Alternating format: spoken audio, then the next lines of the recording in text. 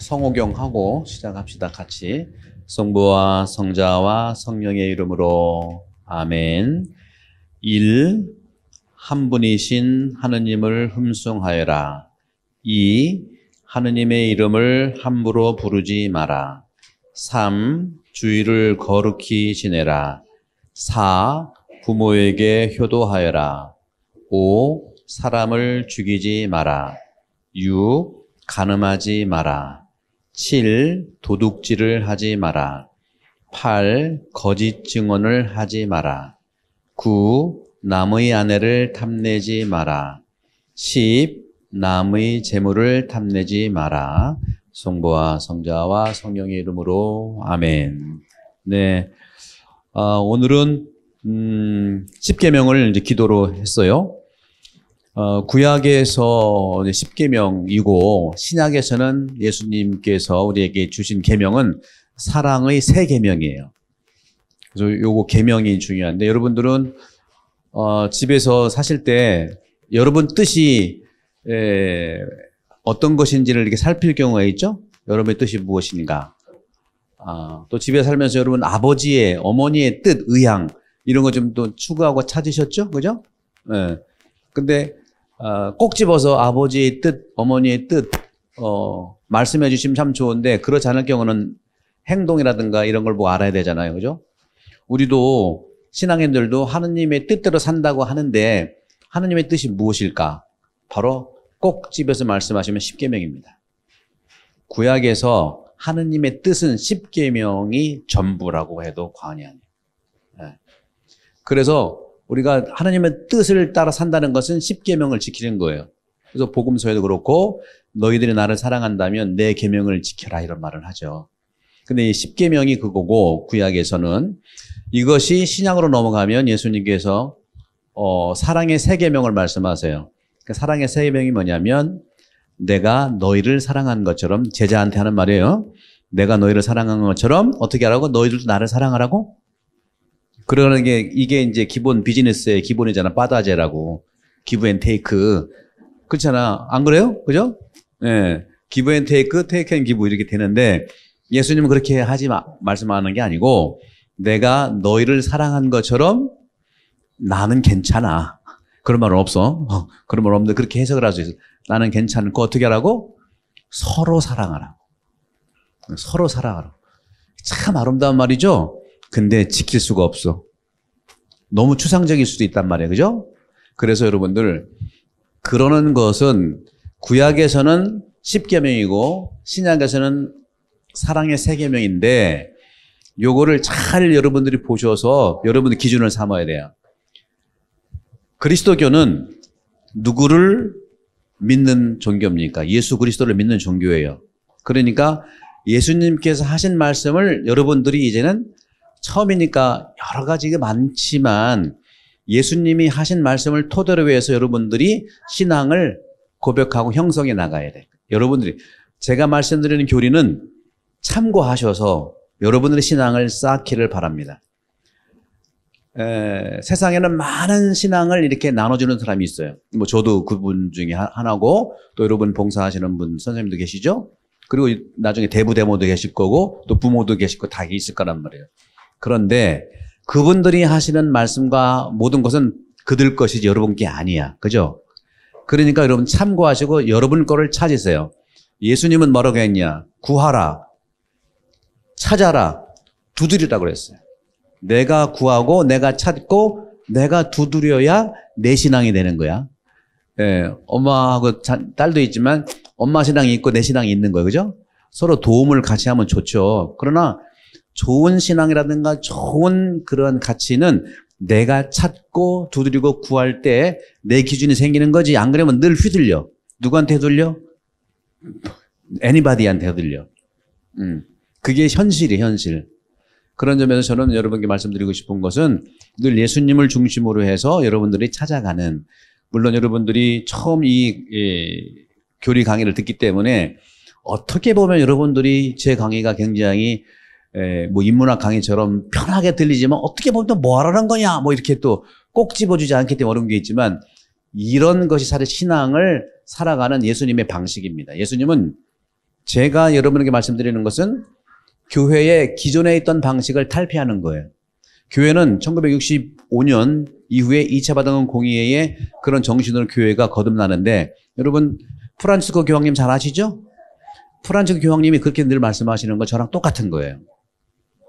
그런 점에서 과거의 교회의 방식은 늘 지시와 또 계명에 대한 것, 또 법에 대한 것, 의무감, 이래서 천주교 신자들 어떤 경향이 있냐면 성당에 나오는 이유 중에 시작은 마음이 편안하고 정말 신앙을 갖기 위해서 왔지만 죄의식이 많이 느껴지는 게 그런 구조적인 이미지가 있다는 말씀을 드리고 싶어요. 이거는 그 전에 그런 사고방식들이에요. 그러니까 여러분들 금방 여러분들이 이제 2000년 되고 구약까지 3000년 된 것은 금방 익숙할 수는 없지만 지금부터 시작하면 높고 낮은 게 없어요. 내 신앙과 내 인생과는 이 예수님을 통해서 여러분들이 준비하는 대로 성과를 이루게 되어 있습니다.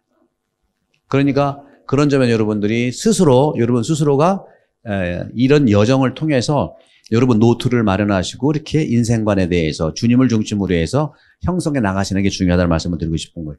그 중에 제가 말씀드리는 것은 오늘 10계명이 중요하다는 말씀을 드리고 싶은 거예요. 지난번에 여러분 주님의 기도에 대한 말씀도 들으셨죠?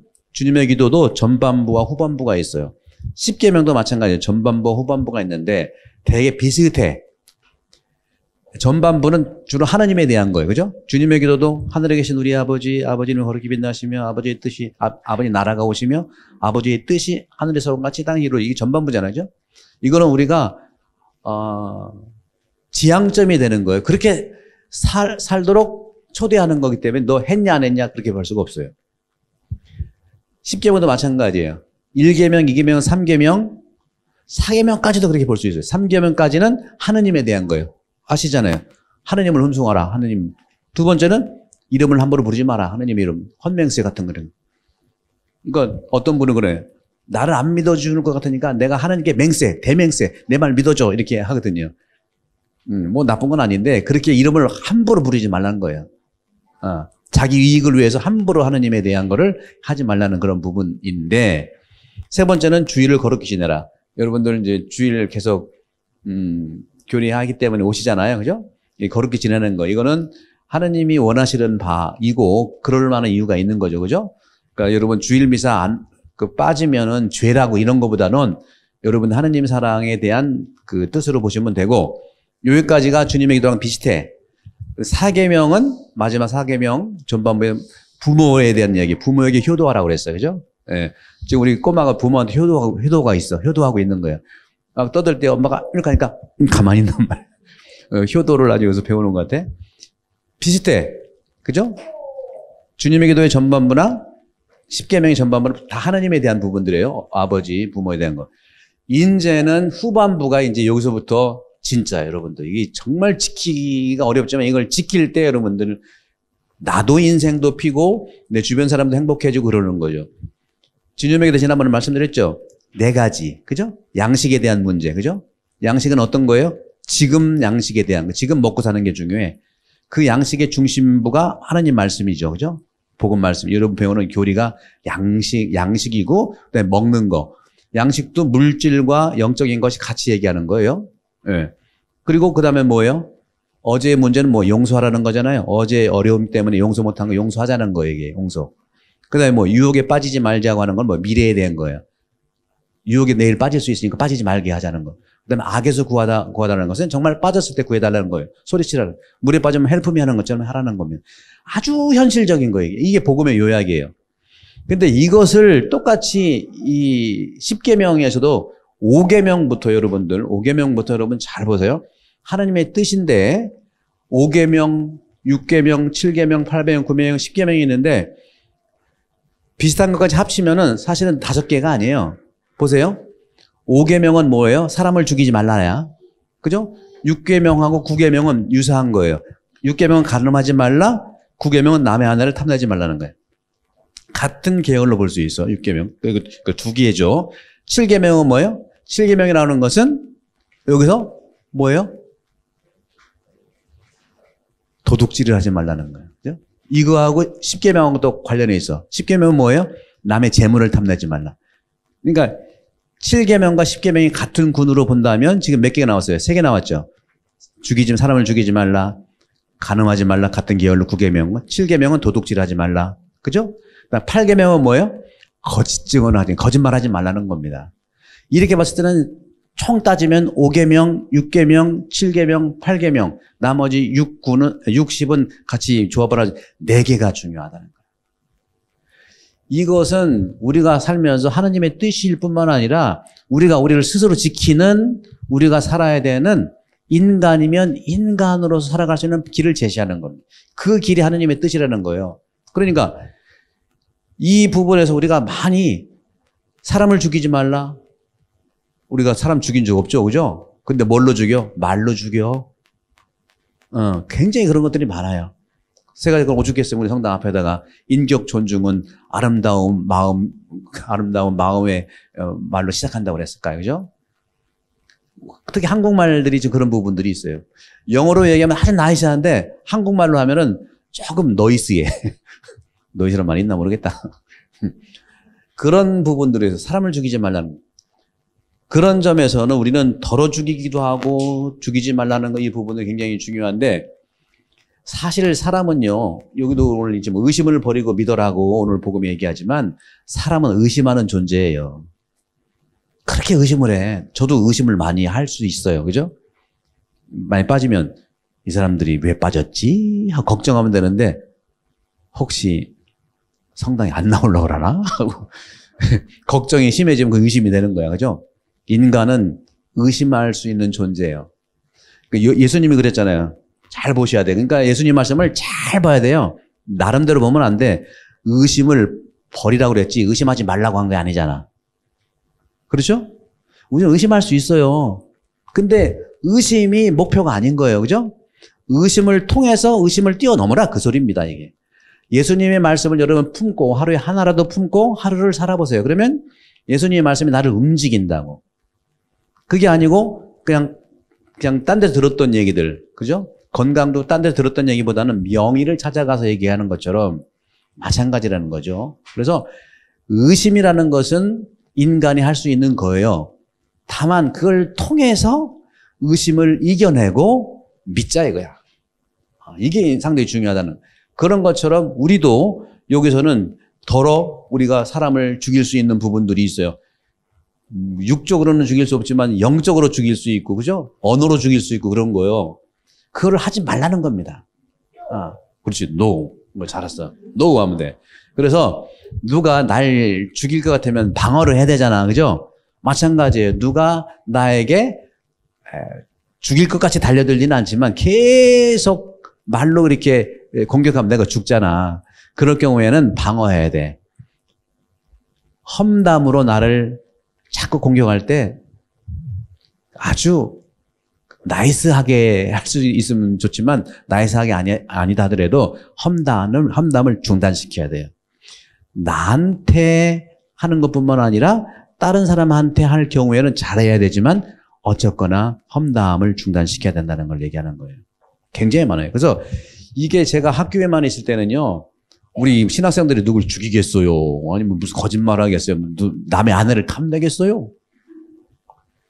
전혀 23년 동안은 없다가 이게 세상 복판에 와보니까 장난이 아니야. 그래서 나도 내 생각이 바뀐 게 아니라 어디가 중심이라는 걸 나도 알게 된 거예요. 그래서 오죽했으면 10계명이 하나님 뜻이라 이런 얘기를 했을까? 이해가 된다니까? 그래서 환경이 중요한데, 그래서 그런 것이고, 그 다음에 여기서 이제 좀 해볼게요. 간음하지 말라. 이거 뭐예요? 이건 뭐겠습니까? 성폭행하지 말고, 성추행하지 말고, 또 같이 폄하하지 말라. 여성 폄하, 남성 폄하 이런 거 하지 말라는 거예요. 맞다고 하잖아요. 계속 추임새. 예. 그걸 아주 구체적인 겁니다, 이게. 그렇죠? 그럴 경우에는 중단해야 돼. 다시 말하면 성당에 다니는 이유가 여러분 여러 가지 있겠습니다만은 중요한 것은 우리가 애딕션 때문에 행위를 한다든지, 그죠? 애딕션 때문에. 그 다음에 뭐가 될 수 있겠어요? 여러 가지 뭐 집안에서도 무슨 뭐 그런 게 있을 수 있잖아요. 가족 간에 그런 것들이 있어요. 성폭행이라든가 그것도 있어요. 그런 문제라든가 가까운 사이에서 그런 문제라. 그것은 용서하는 개념이 아니고 그것은 치료할 수 있는 치료의 개념인 거예요. 애딕션을 위해서 나한테 이렇게 했다? 그러면 열이 나가지고 막 걔가 나한테 그럴 수 있어 그러는 것보다는 그분은 애딕션인 경우가 확실하다면 치료 쪽으로 가게 해줘야 되는 거예요. 그런 부분들에서 무조건 참지 말라는 말씀을 드리고 싶어요. 너무 참다 보니까 그것이 계속 또 후대 삶대로 연결되는 부분들이 있어요. 그런 것들 6계명이 바로 그런 점에서 간음하지 말라가 현대적 차원에서 그렇게 말씀하겠다는 것을 말씀드리고 싶고, 또 한 가지 이제 7계명은 뭐예요? 7계명은 도둑질하지 말라고 그랬죠? 우리가 뭐 도둑질 합니까? 그러나 이거는 뭘 얘기할까요? 남의 물건을 가져가지 말라 이거예요. 그리고 뭐예요? 비즈니스 할 때 제대로 해라 그거예요. 그게 바로 여기에 해당되는 거예요. 이건 슬쩍 내가 할 수 있겠지. 그것이 하느님의 뜻을 어기는 것뿐만 아니라 상당히 사람들한테 상처를 받게 되는 거예요. 그러니까 밖에서 여러분들 많은 사람들을 경험했잖아요. 긍정적인 경우, 부정적인 경우 많이 경험을 했는데 성당에 와 보니까 부정적인 경험을 한 사람이 와 있네? 그죠? 그건 믿음이 가겠습니까? 의심을 버리고 믿으라고 했는데 의심이 가는 게 아니라 실제로 나한테 그렇게 했는 사람이 있는데 그걸 어떻게 우리가 볼 수 있게 하자는 거죠. 그죠? 그럼에도 불구하고 성당에는 혹시 압니까? 그분이 회개했는 줄? 그죠? 믿어줘야 되는 것이지. 만약에 성당에 와서도 밖에 했던 것 같은 것을 내가 한다. 그거는 참아주는 게 아니라 그거는 제대로 얘기를 해야 되는 겁니다. 그러지 말라고 하고 필요하다면 어떤 조치까지 취해야 되는 것이 이것이 정당 방위예요. 안 그러면 또 딴 사람한테 피해가 가니까 그런 거예요.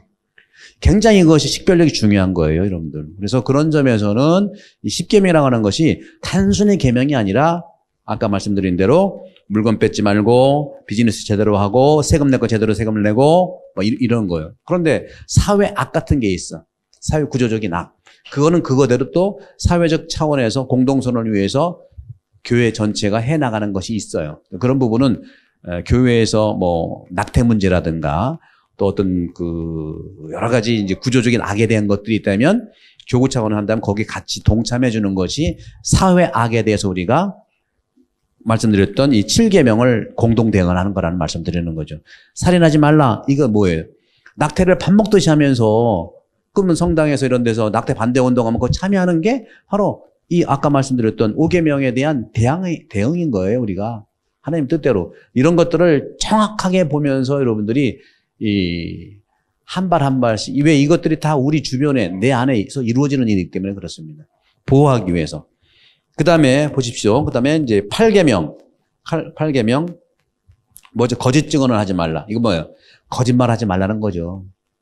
거짓말 하지 말라는 뿐만 아니라 욕하지 말라 이거예요. 거짓말 하지 말고 욕하지 말고. 왜? 그것이 다 상처가 돼가지고 돌아와 우리한테.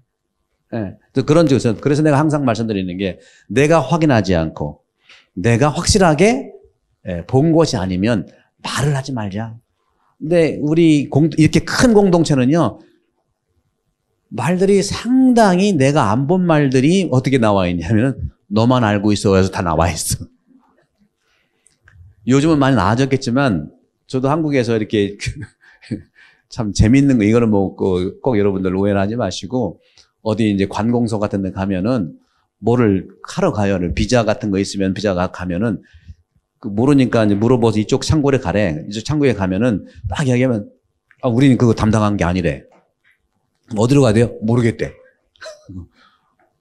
자기 카드 부서인데 모르겠대. 그럼 나 다시 이쪽 와서 또 물어 또 가요. 그러면 한참 찾아서 가.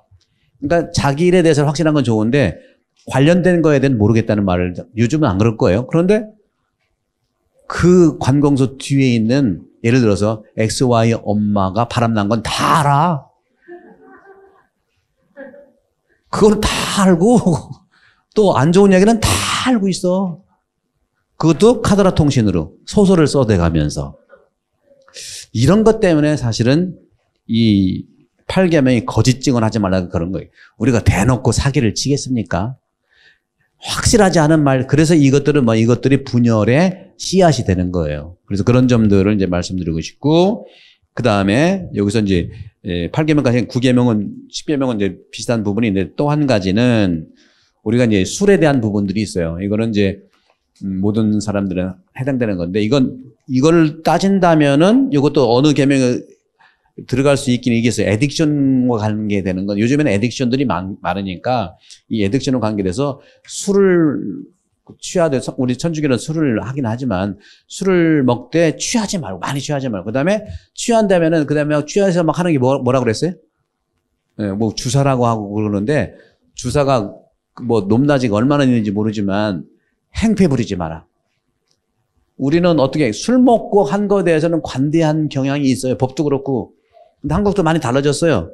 여기는 뭐 아주 정확하잖아요. 그죠? 그래서 술이 나를 이길 수 있도록 하는 것이 아니라는 것이죠. 이런 것들이 사실은 하나님의 뜻과 관련된다는 말씀을 드리고 싶어요. 그래서 이 십계명의 이 관점 제가 말씀드리는 이유는 아주 구체적으로 예수님은 상당히 높은 차원에서 내가 너희를 사랑하고 서로 사랑하라고 했는데 이건 너무 높아도 너무 내가 와보니까 너무 높아. 우리 교우들한테 너무 높은 거야. 물론 안 그런 분도 많아요.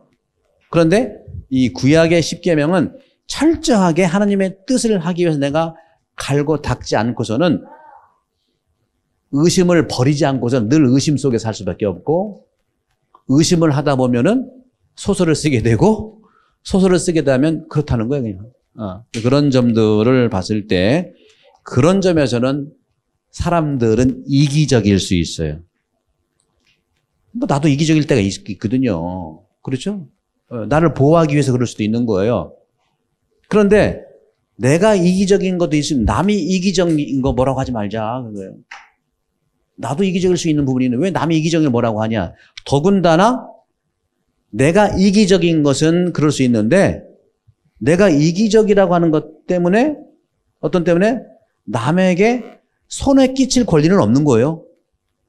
우리는 무의식적으로 얼마나 남한테 손해 끼칠 일들이 생겨나는지 몰라. 우리는 내가 이기적인 것은 내가 할 수 있는 그런 거지만 남이 이기적인 것에 대해서 말하지 말고 그 다음에 내가 남에게 손해 끼칠 권리가 없다. 함부로 말할 권리가 없는 거예요. 이 부분이 굉장히 필요한데 실제로 이렇게 열어놓고 보면 굉장히 많아요. 많아도 너무 많아. 그래서 여러분들이 이제 세례받으면 한편으로는 걱정이 되긴 해요. 그런데 하느님의 은총으로 보호를 해주실 텐데 여러분 스스로가 방어를 해서 누가 이렇게 언어로 또는 뭘로 잘 안내는 잘해요. 한 90%는 잘해. 근데 10%의 옛날 말도 그런 말 하죠. 미꾸라지 한 마리 흙탕 버린다고. 근데 그렇게 될 경우에는 정중하게 중단을 요청하는 게 지혜로운 거다. 무조건 참으면요, 그 독이 돼가지고 언제는 병으로 오든지 아니면 폭발하든지 둘 중에 하나예요. 여러분, 수류탄을 항상 품고 있으면 언제 터질지 모르잖아. 그런 점에서 그때그때 얘기하는 게 중요하다는 말씀을 드리고 싶어요. 자, 그러면 요 정도로 마치고 시간이 이제 됐으니까 일단 영상으로 성령에 대한 걸 한번 보도록 하겠습니다. 네.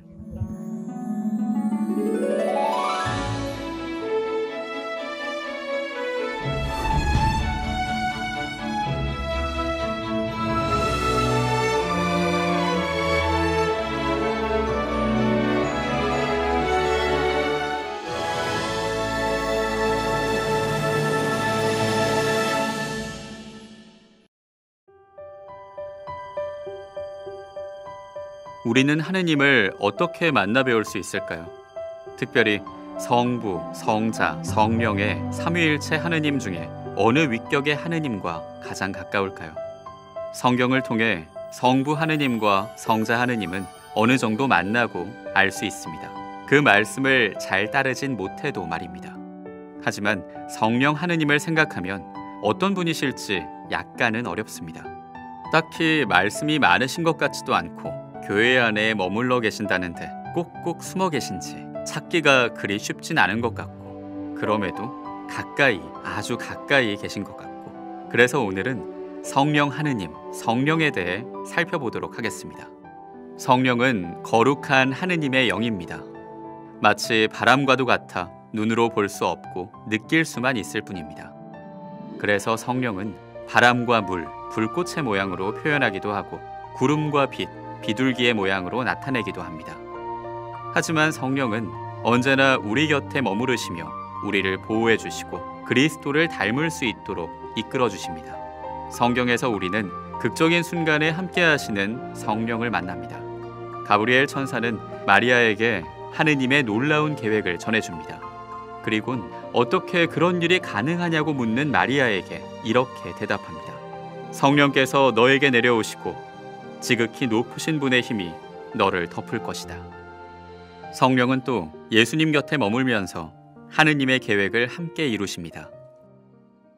예수님께서는 순환 전에 제자들에게 보호자 성령을 보내실 것을 약속하십니다. 그분은 진리의 영이시다. 세상은 그분을 보지도 못하고 알지도 못하기 때문에 그분을 받아들이지 못하지만 너희는 그분을 알고 있다.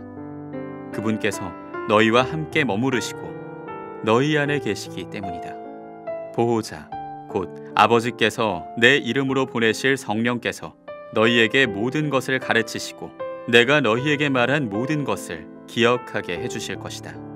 그리고 부활하신 뒤 제자들을 세상에 파견하시며 제자들에게 약속하셨던 당신의 성령을 불어넣어 주십니다. 성령을 받아라. 성령과 함께 제자들을 파견하신 이때부터 그리스도와 성령의 사명은 교회의 사명이자 그리스도인들의 사명이 됐습니다. 아버지께서 나를 보내신 것처럼 나도 너희를 보낸다. 그리고 성령께서는 제자들에게 보호자가 되셨듯이 세례받은 그리스도인들에게도 늘 곁에서 보호해 주시고 은총을 내려주시며 그리스도께로 인도해 주십니다. 또한 성령은 하느님의 사랑 그 자체인 삼위일체의 생명, 새로운 생명의 은총을 부어주심으로써 지혜, 통찰, 식견, 지식, 용기, 공경, 경외를 통해 우리가 신앙인으로 살아갈 힘을 주십니다. 이러한 하느님 은총의 선물을 통해 우리는 사랑, 기쁨, 평화, 인내, 호의, 선의, 성실, 온유, 절제의 열매를 맺을 수 있으며 하느님께 더욱 가까이 다가갈 수 있도록 도와줍니다. 또한 그리스도인들의 모임인 교회가 거행하는 모든 성사의 효력을 보장해 주시고 진리를 믿거나 가르치는데 그르침이 없도록 인도해 주십니다. 이렇게 성령께서는 우리와 교회 안에 머무시고 거룩하게 하시며 만민에게 구원의 복음을 선포하여 이 세상에 하느님의 나라를 건설하도록 이끌어주고 계신 것입니다. 그러면 우리는 이 성령을 어떻게 하면 좀 더 진하게 만날 수 있을까요? 당연히 전례와 기도, 묵상을 통해서입니다. 몸과 마음을 모아 가만히 그 안에 잠기다 보면 나를 한시도 빠짐없이 지켜보고 계시며 나에게 끊임없이 용서와 위로와 격려와 용기를 주시는 그분을 분명히 만나실 수 있을 겁니다. 어떻게 보면 꼭꼭 숨어있는 쪽은 성령 하느님이 아니라 우리였는지 모르니까요. 자, 이제 잠시 우리의 모든 순간과 교회가 하는 모든 일을 보호해 주시고 인도해 주시는 성령 하느님께 기도해 보겠습니다. 성부와 성자와 성령의 이름으로 아멘. 오소서 성령님, 저희 마음을 성령으로 가득 채우시어 저희 안에 사랑의 불이 타오르게 하소서. 주님의 성령을 보내소서. 저희가 새로워지리이다. 또한 온 누리가 새롭게 되리이다. 아멘.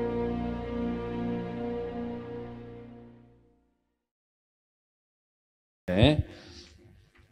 여러분들 이 교재에 4강을 보시면 73쪽이에요. 내 안에서 활동하시는 성령이라고 써 있죠. 그림을 보시면 불이 불꽃 모양이고 불꽃 모양 밑에 뭐가 이렇게 같이 연결되어 있죠? 혀죠, 혀. 여기에 이제 사도행전에 오순절 때 성령이 사도들 위에 이런 모양으로 내려오셨어요. 그래서 불혀. 불은 영의 모습이고 영의 불. 그리고 혀는 말씀이신 예수 그리스도의 말씀을 표현하는 혀예요.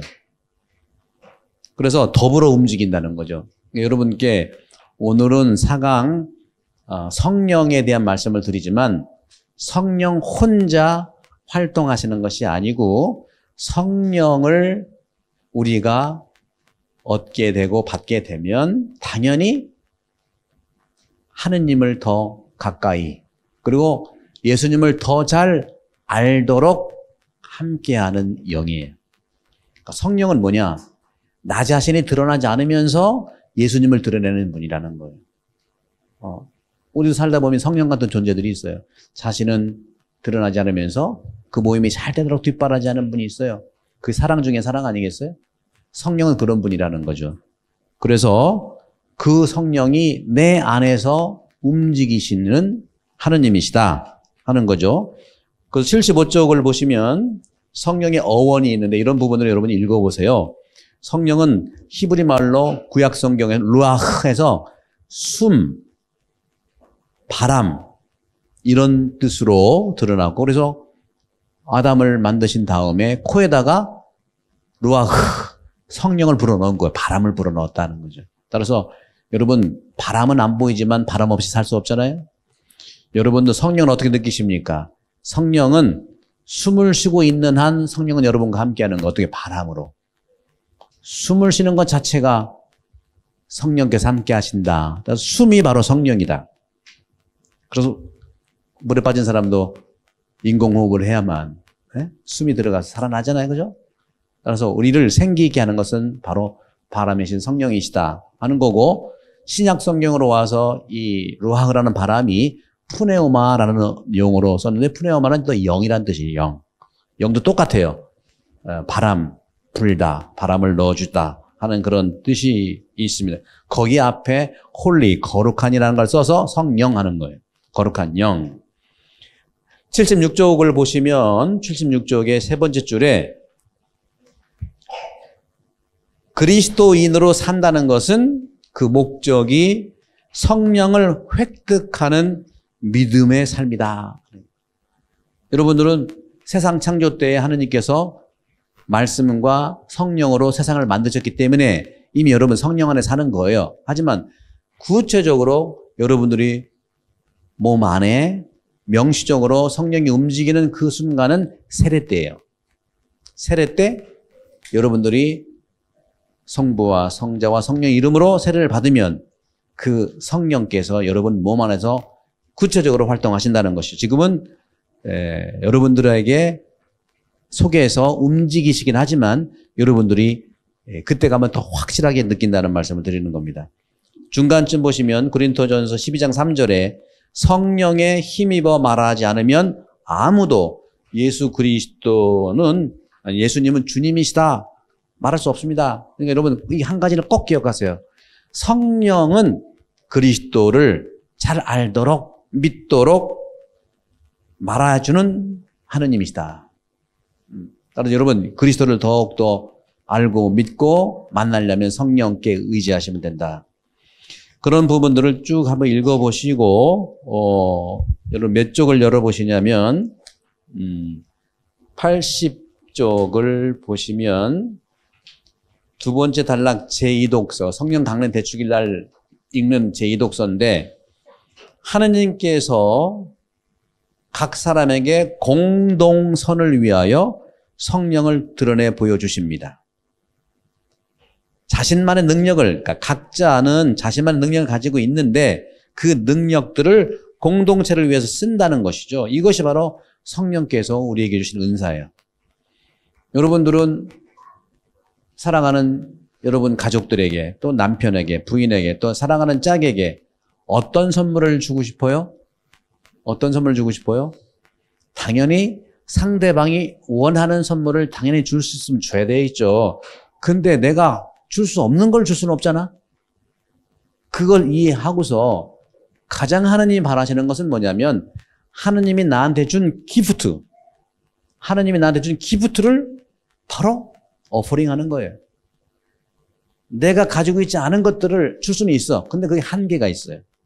그러니까 내가 받은 선물을 내가 가장 사랑하는 사람한테 오퍼링할 수 있는 거 이런 거죠. 물어보고 또 배우자나 짝들도 역시 마찬가지예요. 무리하게 상대방이 없는 걸 요구하지는 않잖아요. 또 그럴 수도 없을 수 있잖아요. 그러면 한두 번은 해줄 수 있죠. 그러나 가장 중요한 것은 내가 가장 하느님한테 받은 선물을 오퍼링하는 게 최고의 은사를 드리라는 거예요. 저도 마찬가지예요. 저는 본당 신부로 와서 사제로서 교우들한테 줄 수 있는 것을 하나님이 나한테 주신 기프트를 여러분에게뿐만 아니라 하나님께 오퍼링하는 게 최고 아니겠어요? 근데 그것이 아니고 다른 분들이 다른 걸 요구한다. 할 수는 있지만 내가 지쳐. 그러면 하나님한테 받은 것도 내가 못 줄 수 있더라고요. 그게 뭘까? 저 가만히 돌아보니까 이런 큰 공동체라든가 또 전 세계가 지금 너무 물질화되어 있다. 물질을 받으면 너무 좋아하고 또 영적인 것은 안 보이니까 좀 덜 이렇게 우리가 보는 경향이 없지 않아 있어요. 이해해요. 이해한다고. 그런데 여러분들 병원에 가서 아픈 사람이 가서 배가 아파요, 배가 아파요 그러면은 치료를 해주는데 배가 고파요, 배가 고파요 그러면 짜장면을 사줘야 될까요? 그건 옆에 가서 자기가 사 먹으면 되고 필요하면 정말 어렵다면은 누가 도와줘서 밥을 사주면 돼요. 물론 의사가 여유가 있다면 짜장면도 사주면 좋겠지. 근데 그 시간에 아픈 사람을 돌봐야지. 그죠? 이런 거하고 관계되는 거예요. 그래서 내가 받은 기프트를 상대방이나 가장 사랑하는 사람에게 주는 것은 굉장히 존중받아야 될 일이지만 그분이 그럼에도 불구하고 배고파요, 배고파라면 줄 수는 있는 것이 필요는 하지만 그분들이 왜 그런 걸 그렇게 달라고 했을까 하는 생각도 해볼 필요가 있다는 거죠. 왜? 너무너무 여러 가지 경험들이 있는 것. 그런 부분들을 잘 보시면 설명을 잘 이렇게 할 수 있으면 좋겠다는 말씀 드립니다. 81쪽에 보시면 이 성령에 대한 것들이 잘 나오는 게 뭐냐면 고린토전서 12장, 13장, 14장이에요. 여러분 너무 잘 알고 있는 고린토전서 13장은 사랑에 대한 얘기입니다. 사랑. 그죠? 사랑. 그래서 사랑에 대한 얘기에 바로 전에 12장은 하나이신 성령과 여러 가지 은사에 대해서 얘기를 해요. 네, 은사가 뭐예요? 바로 그 기프트로. 하느님이 여러분들이 얼굴이 다 다른 것처럼 여러분들도 받은 그 은사가 다 달라요. 다 다른다고요. 그러니까 여러분들이 받은 은사 다양하지만 한 분이신 성령이 주신 거예요. 어떤 분은 노래를 잘하고 어떤 분은 그림을 잘 그리고 어떤 분은 달리기를 잘하고 어떤 분은 책 읽는 걸 더 잘하고 다 다르단 말이에요. 그러나 한 성령에서 오신 거야. 그러니까 여러분들이 잘 받은 그 기프트를 가장 사랑하는 사람한테 내가 선물을 줄 수 있는 것이 존중받아야 될 일이지만 혹시 그렇지 않고 딴 것을 원할 때 줄 수는 있어야 되겠지만 여러분 너무너무 내가 줄 수 없는데 자꾸 억지로 줘서 내가 힘들지 말아야 되지 않겠는가. 설명을 잘해서 나는 그것을 안 주는 게 아니라 줄 수가 없고 내가 줄 수 있는 건 이것이라고 볼 수 있다. 그런 거예요. 자기가 받은 기프트는요, 아무리 줘도 샘처럼 마르지가 않아. 근데 상대방이 필요해서 주는 것은 내가 없으니까 딴 데 가서 어떻게 구해야 그게 지치일 수 있다는 것이죠. 그것이 바로 사랑 중에 사랑이에요. 따라서 고린토전서 12장은 하나이신 성령의 여러 가지 은사에 대해서 얘기를 합니다. 뭐 시간 되면 읽어보세요. 그리고 13장은 사랑이라는 것이 어떤 건가를 얘기해. 최고의 바오로 사도의 명언 중에 명언 사랑은 친절합니다. 사랑은 오래 참습니다. 사랑은 시기하지 않습니다.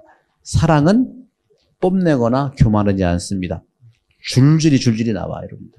그거를 하나하나씩 우리가 살펴볼 필요가 있는데 그걸 원하시면은 짝피정에 오시면 돼. 제가 한 달에 한 번씩 짝피정 어제도 그 바오로 사도 하나하나를 충분히 우리가 한번 알아봤거든요. 그런 점에서 12장은 하나이신 성령과 여러 가지 은사, 13장은 사랑, 14장은 바로 어떤 것이냐? 바로 여기서 얘기하고 있는 신령한 언어와 예언에 대해서 얘기한다 하는 것이죠. 따라서 사랑 중에 사랑은 사랑이라는 말씀을 이제 81페이지가 다 그런 것이죠. 82쪽을 보시면 82쪽 거기 81쪽에 보시면 소제목에 보존과 결합의 성령 했어요. 아우구스티누스 성인은 성령을 뭐라고 했냐? 매듭이라고 얘기해. 매듭은 뭐예요? 서로가 서로를 이어주는 것이 매듭이잖아요. 끈이 두 개 있으면 그걸 묶어주는 게 성령이에요. 결합시켜주는 것이 성령이에요. 성령은 늘 만나게 해주는 거예요. 내가 가족들과 함께 만나는 그러한 감정이 있다. 성령께서 움직여주시고 도와주는 거예요. 근데 그럼 반대로 악령은 뭐냐? 악령은 결합의 반대가 뭐예요? 분리하게 하는 것, 갈라놓는 것, 헤어지게 하는 것이 악령이에요. 악령은 우리를 주님의 사랑으로 갈라지게 하고 또 서로 사랑하는 사람끼리 갈라지게 하는 거예요. 이유는 여러 가지야. 이유는 여러 가지. 톨스토이가 안나 까레니나라는 그 소설을 쓸 때 불륜을 소재로 했지만 톨스토이는 참으로 아름다운 부분은 어떤 것일까를 쓴 것이 안나 까레니나. 그 첫 번째 서문에 이렇게 써 있어요. 전 세상에서 행복한 가정은 그 이유가 똑같다. 그러나 불행한 가정들은 그 이유가 아주 다양하다. 사랑은요, 이유가 똑같아. 행복은 똑같아. 그것이 갈라지고 분열될 때는 이유가 얼마나 많은지 몰라. 이런 점에서도 이 성령이라고 하는 것은 보존해주고 결합시켜주는 그런 기능을 가지고 있는 거예요. 또 성령은 말씀드린 대로 사랑의 결정체고 사랑 중에 사랑입니다. 아까 그랬죠. 자기는 드러나지 않고 뒤에서 도와주는 사람. 이게 성령이에요. 지금도 성령은 안 보여. 구약은 하느님의 시대이고 신약은 예수님의 시대라고 한데 지금은 성령의 시대인데 하느님도 안 보이고 예수님도 안 보이고 성령도 안 보여. 그러나 성령은 창조 때부터 종말 때까지 우리와 함께 머물고 우리를 결합시켜주고 우리를 보존해 주시는 분이라는 거죠. 그 움직이는 것이 내 마음의 양심이에요. 양심은 바로 성령께서 나를 결합 또 성장, 성숙, 하나로 가게 해주시는 것이죠. 그런 점에서 성령이라고 하는 것은 세상 창조부터 이 끝까지 우리 구원 역사를 인도하시는 원동력이다. 힘이에요, 힘. 여러분들이 이곳에 오셔서 살아가는 힘이 어디 있어요? 어디서 왔어요? 그죠? 힘들 때 어려울 때 누구한테 힘을 얻으면 힘이 나잖아요. 그게 성령이십니다. 그 성령은 바로 가까이인 사람을 통해서 힘을 주시는 거예요. 이런 교리 기간 동안에는 저를 통해 여러분들에게 힘을 주실 수 있고 세례 받은 다음에는 각자 여러분들이 열심한 서로 짝이라든가 함께하는 분들을 통해서 받을 수 있는 거죠. 20세기의 위대한 신학자인 칼 라너 신부님은 성령을 뭐라고 표현했느냐? 성령은 그리스도의 영입니다. 그러니까 성령을 가장 잘 만나려면 예수 그리스도의 생각과 예수 그리스도의 행동과 예수 그리스도의 마음을 만나면 성령을 만난 거예요. 아주 꼭 집어서 얘기하는 겁니다. 그런 점에서 성령은 뭐냐? 내 안에 거주하시는 하느님이시다. 내 안에 거주하는 하느님이 바로 성령이에요. 그래서 나는 뭐가 되겠느냐, 여러분들. 여러분들은 뭐가 될 거예요? 내 안에 성령이 머무르시니까 나는 성령의 궁전이 되는 거예요. 성령의 궁전이 되니까 여러분 내 안에 움직이시는 성령을 통해서 우리가 이겨낼 거 이겨내고, 그렇죠? 치유받은 거 치유받아야 되지 않겠어요? 그런 거죠. 그래서 82쪽의 중간에 요한복음 16장에서 예수님은 이렇게 말씀하세요. 내가 떠나지 않으면 보호자께서 너희에게 오지 않으신다.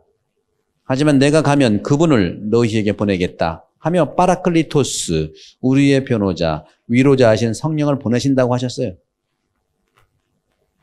83쪽에서 보게 되면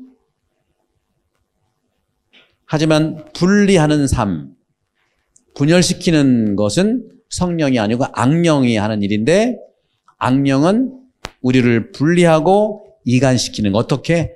아까 말한 말로 상처 주고 말로 또 나쁘게 얘기하고 뭐 그런 거예요. 공동체 안에서 뒷담화와 분열은 악령이 하는 일입니다. 따라서 여러분 누가 나에 대해서 뒷담화를 직접 한다. 중단시켜야 돼요. 그 말은 내가 듣지 않겠습니다. 앞으로도 하지 말아주세요 하고 정중하게 얘기를 해야 돼요. 그냥 참고 집에서 상처받아서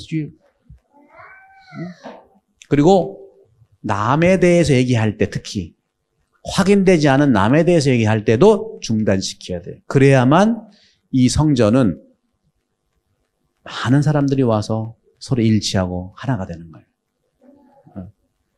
혹시 확인된 그 사람에 대한 부정이 있다 하더라도 말하면 안 돼. 여러분 말할 권리가 없어. 그 사람의 부정인데 왜 여러분이 얘기를 해?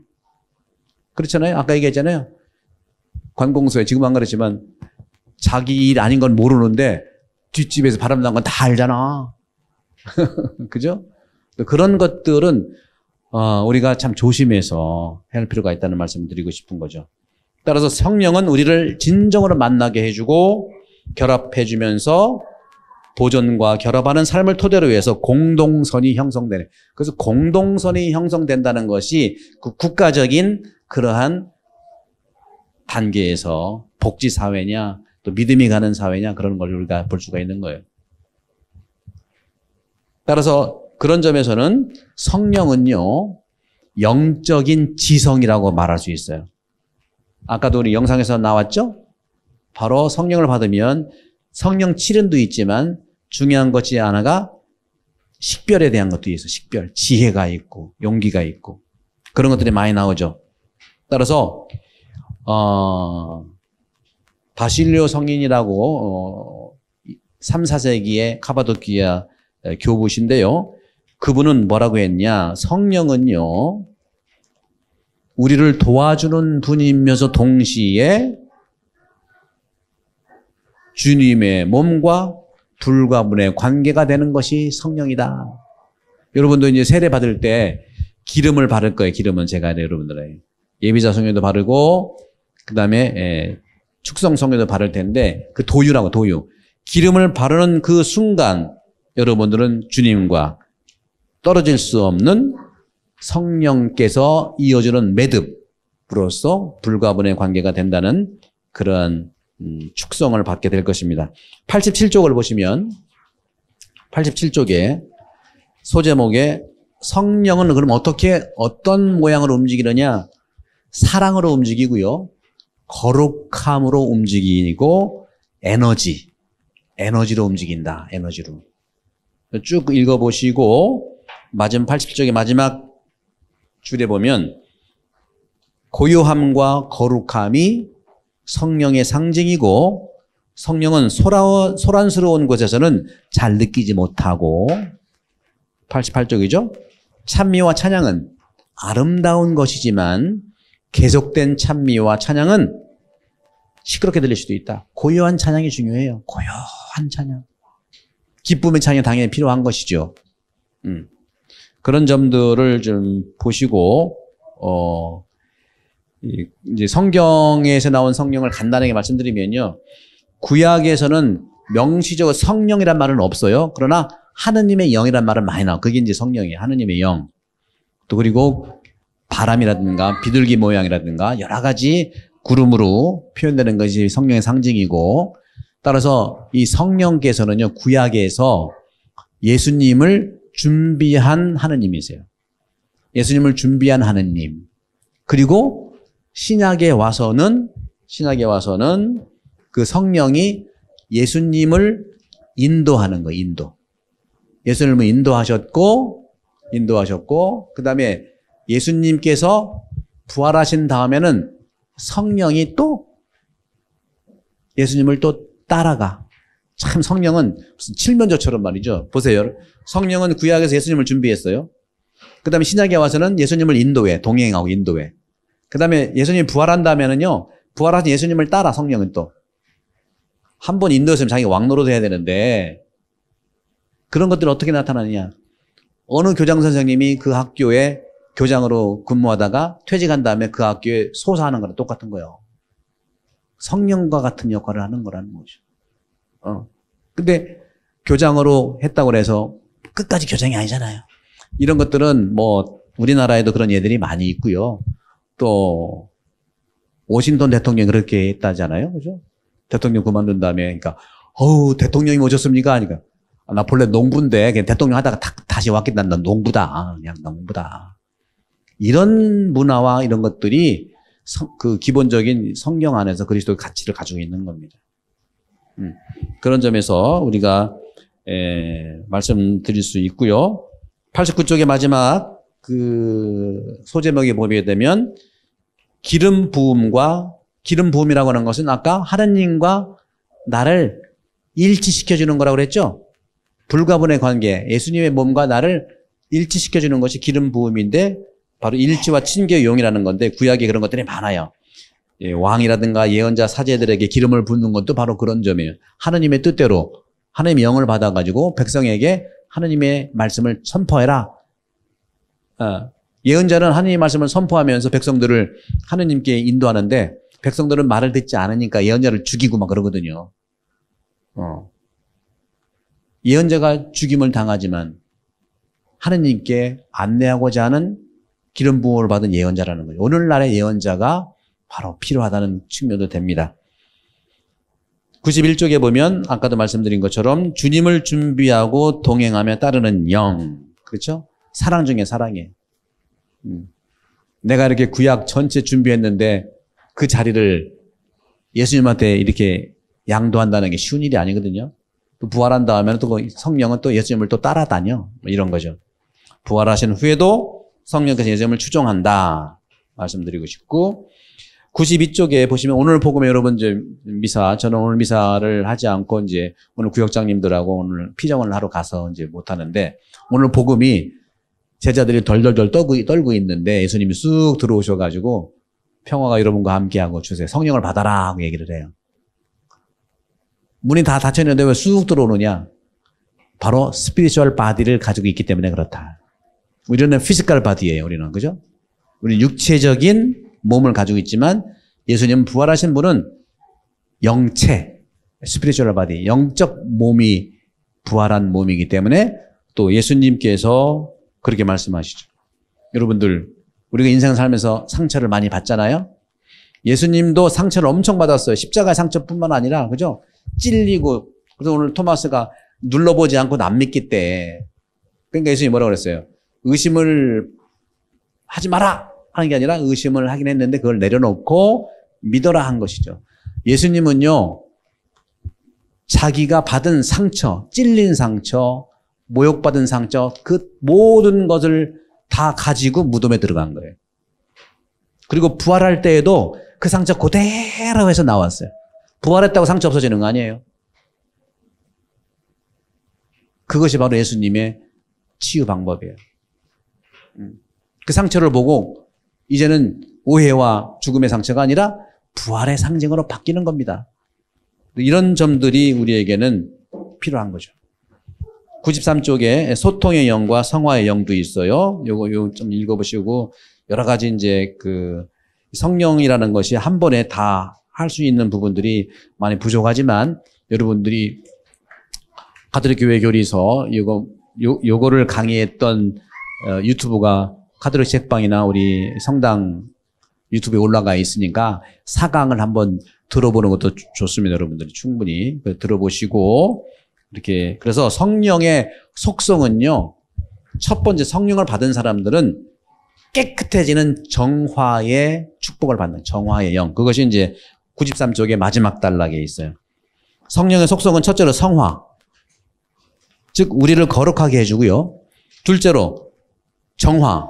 모든 얼룩을 깨끗하게 해주고요. 셋째 거룩하게 되고 정화된 그 사람은 어떻게 됩니까?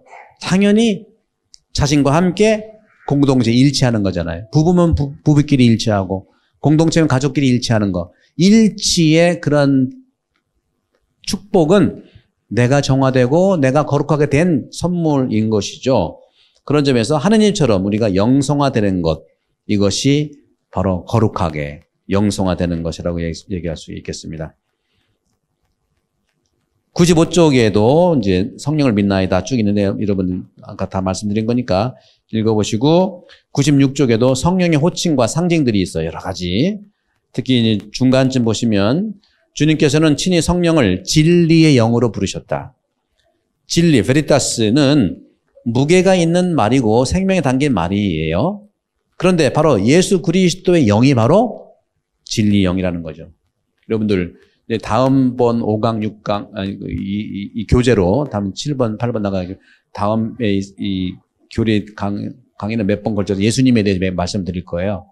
예수님을 제대로 아는 것이 성령께 인도받는 거예요. 그러니까 성령에 의해서 우리가 살아간다는 것은 예수님을 얼마나 만나고 예수님 얼마나 이해하고 그분의 생각, 그분의 마음, 그분의 행동을 바라보고 그분을 따라 사느냐에 따라 달려 있는 거예요. 그런 점에서 성령은 그리스도의 영인 것이죠. 예수 그리스도의 영이고 상징적으로는 물, 기름, 불, 구름과 빛, 손가락, 비둘기 여러 모양으로 성경에서 나타난다는 말씀을 이제 드리고 싶고요. 쭉 이제 마지막으로 하면서 백족을 보시면 백족 중간쯤 보시면요. 성령은 하나님의 선물이고 사랑은 우리에게 선사된 지금 이거는 성령이 그러신 거죠. 그죠? 문을 닫아줬잖아. 바람 때문에 그런 것 같아. 예. 성령은 하나님의 선물이고 사랑은 우리에게 선사된 성령을 통해서 우리 마음속에 부어주신 사랑의 선물. 그래서 오늘도 복음에 그렇지만 사랑의 선물의 첫 번째는 용서예요. 용서라고 하는 것이 선물이다. 보세요, 여러분들. 성경은요, 자비의 책입니다. 자비의 책. 그런 점에서도 여러분들 오늘 나누기 할 때 102쪽에 보면 묻고 나누기에 굉장히 질문이 많아요. 1번부터 6번까지가 있는데 여러분 읽어보시고 선생님의 도움을 받아서 나누고 싶은 거를 나누시면 되겠어요. 여러분들 하시고 도움을 드린다면 여러분들 성령에 대한 이 부분들은요. 여러분들 옛날에 우리는 여러분 IQ가 얼마나 되시는지 알아요? 각자 IQ 다 세 자리는 되잖아요. 그죠? 어떤 사람이 세 자리 했는데 내가 이거밖에 안 돼? 다시 했더니 2자리 나왔대. 그러니까 이거는 IQ는 옛날에 그런 것이지만 그 다음에 나온 게 뭐냐면 EQ 아시죠? EQ는 감성지수예요. 감성지수는 얼마나 내가 인내하는가, 얼마나 내가 견딜 수 있는가 하는 정서적 그런 지승이라 하는데 지금은 IQ, EQ를 뛰어넘어서 지금도 아니에요. 벌써 10여 년 전에는 어떻게 나와? SQ가 나왔어요. SQ는 뭐냐면 영성지수, 영성지능이에요. 영성지능은 성령을 받은 사람들이 하는 사람이에요. 그러면 SQ를 받은 사람들은 뭐냐? 의미 있는 삶을 사는 사람들이 SQ를 받은 사람이에요. 아무리 내가 고난을 겪었어도 의미가 있다고 한다면 이 지금의 고통이 축복으로 갈 수 있다 하는 거예요. 따라서 이 SQ라고 하는 영성지능은요, 내 안에 감춰있는 기프트, 능력을 충분히 발휘하게 하는 게 SQ예요. 그래서 요즘에는요, 지도자라든가 CEO라든가 이런 많은 정말 그 대표가 되는 사람, SQ가 높은 사람들이 하는 거예요. 실패를 맛봤을 때 좌절하지 않고 의미를 찾아서 간다는 거예요. 그 지표가 여러 가지가 나와요. 영성지능 지표가 여러 가지가 나와요. 그런 것들을 좀 다음에 좀 말씀을 드리도록 할게요. 그 대표적인 것 중 하나가 유연해지는 거. 그러니까 SQ가 높은 사람들은요, 예수님처럼 살아가는 사람이에요. 첫째는 따뜻해. 부드러워요. 유연해요. 고통의 직면에도 힘들긴 하지만 그 역량을 초월할 가치를 가지고 있는 사람들이란 말이죠. 타인에게 어떤 불필요한 그걸 해치는 것을 하지 않아요. 이런 것들.